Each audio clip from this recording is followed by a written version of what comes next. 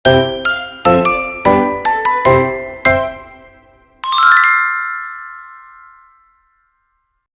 warahmatullahi wabarakatuh. Selamat pagi teman-teman. Bertemu lagi bersama saya Nafisa Yusrani Tias dengan NIM 231340090 jurusan Bimbingan dan Konseling Islam kelas 6C. Nah, pada kesempatan kali ini saya akan membahas materi mengenai perbedaan dan persamaan ceramah dan motivasi serta praktik menyusun pesan atau bahasa motivasi dan persuasi.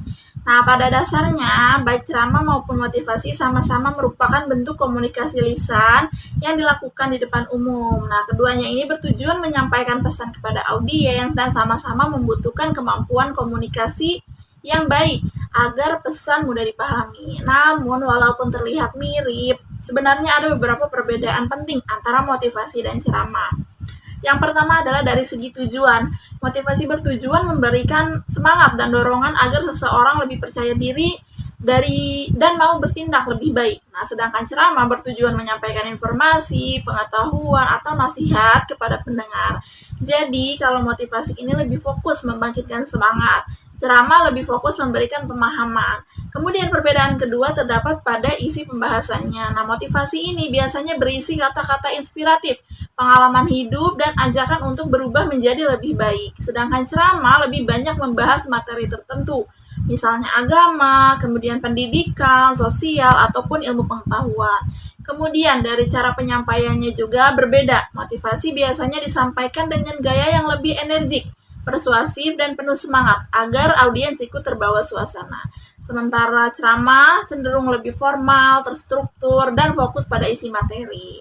Nah, selain itu, hasil yang diharapkan juga berbeda. Dalam motivasi, audiens diharapkan terdorong melakukan tindakan nyata setelah mendengarkan pembicaraan.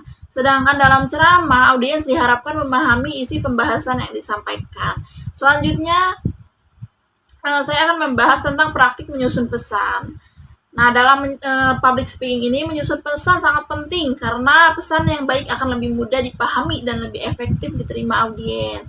Praktik menyusun pesan adalah proses merancang dan menyampaikan informasi agar mudah dipahami, serta mencapai tujuan komunikasi. Nah, penyusunan pesan yang baik sangat penting karena dapat menciptakan komunikasi yang efektif dan menghindari kesalahpahaman maupun konflik. Nah, ada beberapa tahap dalam menyusun pesan. Tahap pertama adalah perencanaan pesan.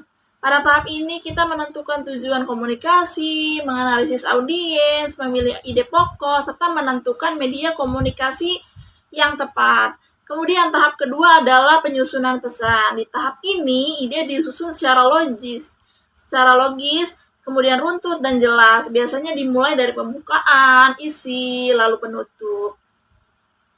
Kemudian yang ketiga dan yang terakhir adalah revisi pesan. Kita perlu memeriksa kembali isi, bahasa, dan cara penyampaian agar pesan menjadi lebih menarik dan mudah dipahami. Nah, dalam menyusun bahasan pidato atau ceramah, ada beberapa teknik yang dapat digunakan agar pembicaraan menjadi lebih menarik dan efektif. Yang pertama adalah penjelasan. Penjelasan membantu audiens memahami suatu hal secara sederhana. Kemudian yang kedua adalah contoh. Dengan memberikan contoh konkret, audiens akan lebih mudah memahami gagasan yang disampaikan.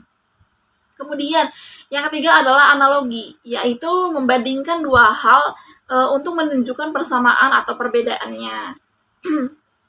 Kemudian yang selanjutnya ada testimoni, yaitu pernyataan ahli atau kutipan yang digunakan untuk memperkuat pembicaraan. Nah, lanjut teman-teman.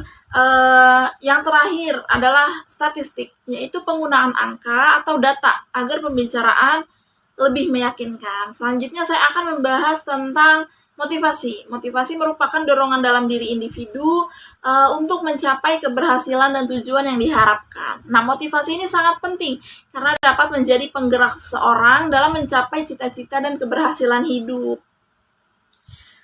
Terdapat dua jenis motivasi teman-teman. Yang pertama adalah motivasi positif, yaitu motivasi yang memberikan penghargaan atau hadiah kepada seseorang yang berprestasi baik. Nah, cara ini biasanya efektif untuk meningkatkan semangat dalam jangka panjang karena setiap orang senang mendapatkan apresiasi. Kemudian yang kedua adalah motivasi negatif, yaitu motivasi dengan memberikan hukuman bagi mereka yang memiliki prestasi yang kurang baik.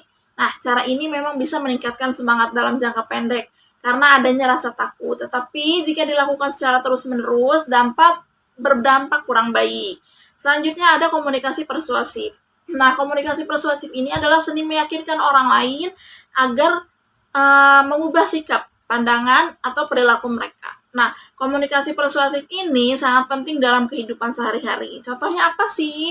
Contohnya yaitu ketika seorang guru mengajak siswa untuk rajin belajar, kemudian ketika orang tua menasihati anak, atau bahkan ketika kita mencoba meyakinkan teman dalam suatu diskusi.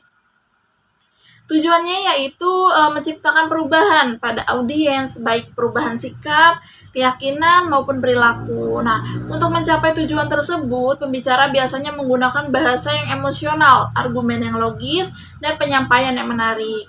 Nah, agar pesan persuasif berhasil, kita juga harus memahami audiens terlebih dahulu. Kita perlu mengetahui bagaimana sikap, pengetahuan, dan karakter audiens sehingga pesan yang disampaikan menjadi lebih tepat sasaran. Melalui public speaking, seseorang tidak hanya menyampaikan informasi, tetapi juga mampu memberikan pengaruh positif kepada orang lain. Oleh karena itu, kita perlu terus melatih kemampuan berbicara, menyusun pesan, dan memahami audiens agar komunikasi yang dilakukan menjadi lebih baik. Nah, mungkin hanya ini yang dapat saya sampaikan pada kesempatan kali ini. Semoga materi yang saya sampaikan dapat menambah wawasan dan bermanfaat bagi kita semua.